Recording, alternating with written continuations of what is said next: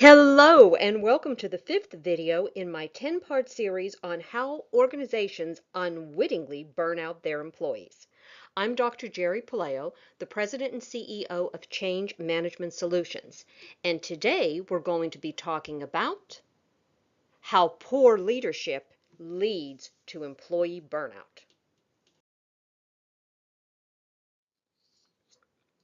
So when we talk about poor leadership, true leaders have very positive relationships with their followers or subordinates, but poor leaders tend to demand and become very autocratic in terms of what employees do. In other words, poor leaders are more prone to say, "Do as I say," or "When I say jump, you say how high." Well, nobody likes to be treated like this, especially not at work.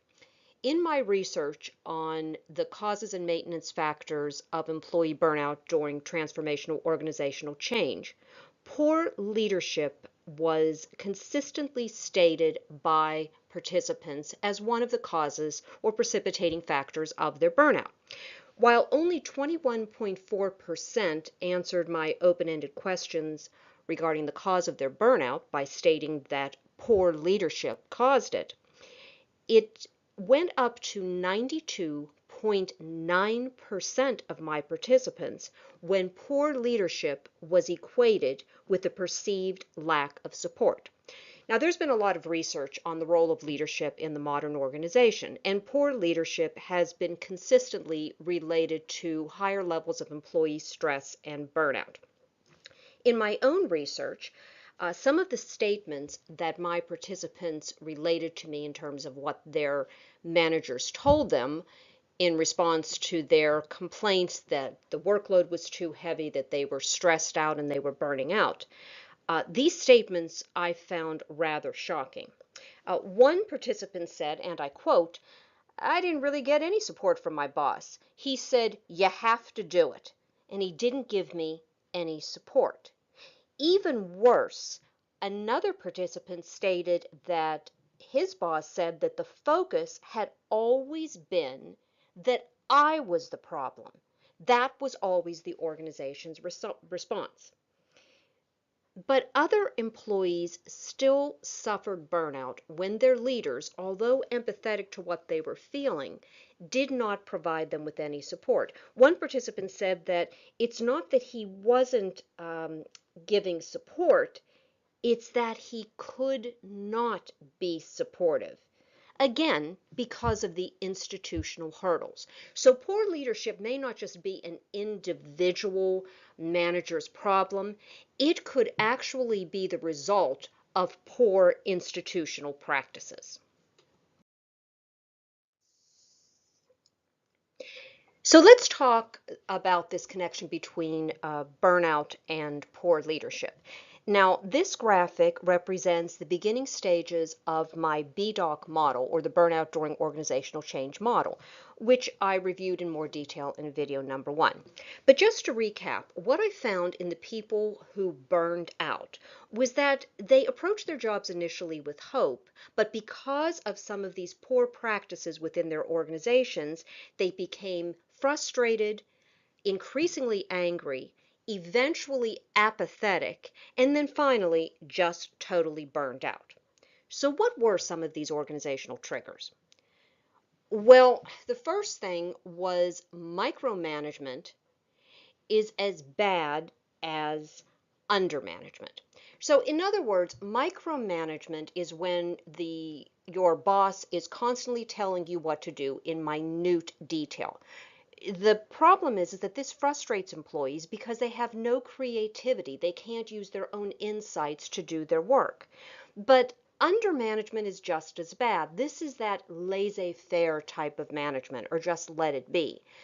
When workers are stressed out from a laissez-faire or undermanagement style, it's because they have absolutely no direction and they're left to fend for themselves. And oftentimes what they do is not what their manager wanted. So their frustration eventually descends into anger. In addition, another organizational trigger is when the organization is unable to help reduce the worker's stress. As I mentioned in my previous quote, some managers are genuinely empathetic and concerned about the stress levels of the employees whom they're managing. But there are certain things within the organizational culture or within the policies, practices, and procedures that prevent them from effectively helping their employees to reduce their stress loads. When this happens and you're on the receiving end of this type of leadership, oftentimes employees become apathetic. And the reason they become apathetic is because they realize that it's a lost cause for them to even ask for help. Well, what this all leads to is the organization's inability to recognize employees' requests for help in either doing their jobs or to reduce their stress levels. And this causes silence and distance within the workforce. And this is a deathly type of silence. One of the things you have to remember about burnout is that, according to Freudenberger, who identified the burnout phenomenon, most people don't recognize that someone else is burning out until they're about halfway through this 13-stage process into a full burnout. So when there is silence and distance within the workforce, this leads to the organization being unable to even recognize the requests for help. And what this all loops back into is higher levels of undiagnosed burnout, disengagement, and eventually turnover. And the result to the organization is not good. It creates a silent workforce, not an engaged one, but a silent workforce that is unable to respond quickly and effectively due to the high levels of stress within their organization. So let's talk a little bit more about ways that organizations can create an environment in which leaders are more proactive and helpful in meeting the needs of their subordinates. The first thing to remember is that leaders are not autocrats. It is not do as I say, or when I say jump, you say how high. True employers can't hide from their employees. They're more vulnerable, caring, and more expressive of concern and empathy in regards to how their employees are not only performing, but how they are feeling about their work. Now, leadership and management go hand in hand. You can't have an organization that has great leaders without good management skills. And likewise, you can't have an organization that has great management skills, but nobody really knows how to lead. The primary difference between management and leadership is that management rules the head and is more concerned with stability, whereas leaders rule the heart and focus more on how to improve things or change. It's only by embracing the heart and soul of your employees and inciting that passion and motivation within them that employees will feel safe to express their fears and concerns or their increasing stress levels. So from a management perspective, you need to structure the workflow. When you do this, it creates a certain amount of predictability and provides a proven path on which the employees can embark in order to achieve the organizational goals and achieve them in the way and level and performance standard that the organization is expecting. So when you structure the workflow, this creates processes that create replicable results. So you're not always trying to reinvent the wheel. The creativity part comes in more with leadership practices, but you still need to have processes in place that you know will achieve certain types of results. The key is to be open to modifications within this process if the results that you're achieving are no longer what you want. And when you're creating this structure, remember the form of that structure has to follow its function. You don't just create a process because, oh, I heard this was a best practice for another organization, therefore we're just going to plop it into this organization. No, you have to look at what's really going on within your company. What type of work needs to be done, the key competencies that employees have to have in order to achieve those results, and the necessary resources that will support them in their efforts. So the form or of the way that you structure the workflow has to follow the unique functional path within your organization. And by all means, resist micromanaging. When you micromanage someone, what you're actually saying is that I don't trust you to do what is necessary. And no one wants to be managed that way. So the key takeaway here is that effective management ensures stability.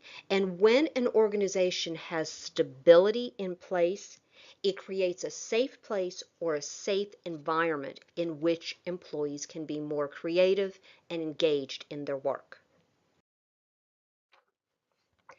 Now, the second part is being able to lead. And as I said, leadership is more involved with change, growth, and in order to achieve that, a leader has to uh, embrace the hearts and souls of their employees. Leadership requires people who believe in you and who want to follow you. Just because you're in a leadership position in an organization does not necessarily mean that you will be seen as a leader. You're probably just going to be perceived as an organizational manager.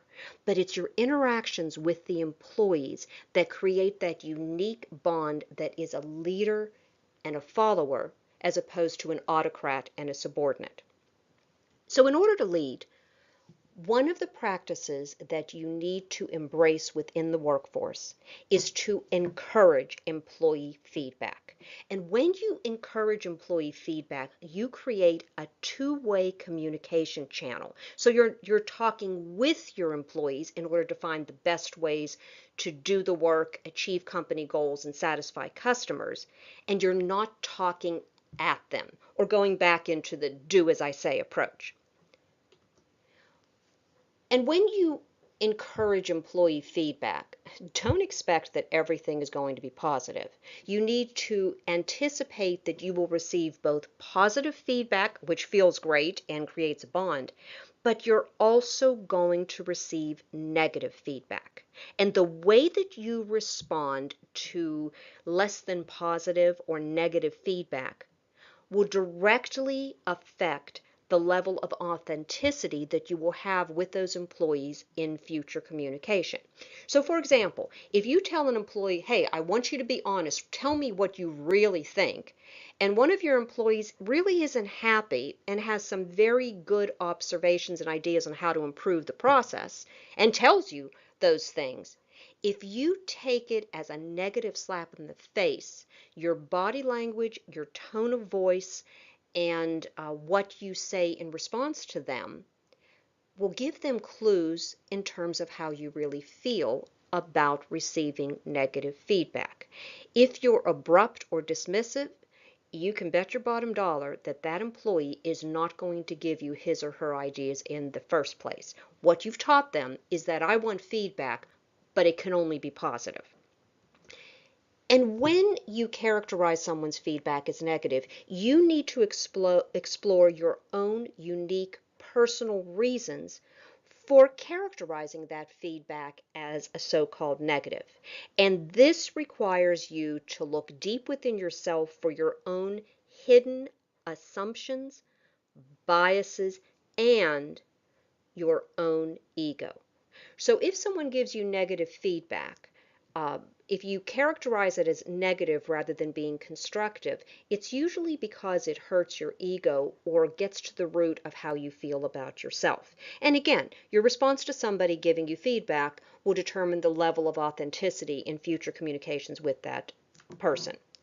So check out the body language of your employees. You may say something off the cuff or even as a joke, but watch employees' feedback in terms of how they are perceiving that. Morabian said that communication is only determined and understood uh, by 7% of the words that are spoken. So what you say to someone only comprises 7% of the total communicative message. 55% will come from your nonverbal or body language, and 38% comes from your tone of voice. Remember when you were a kid that your mother said it's not what you said, it's how you say it?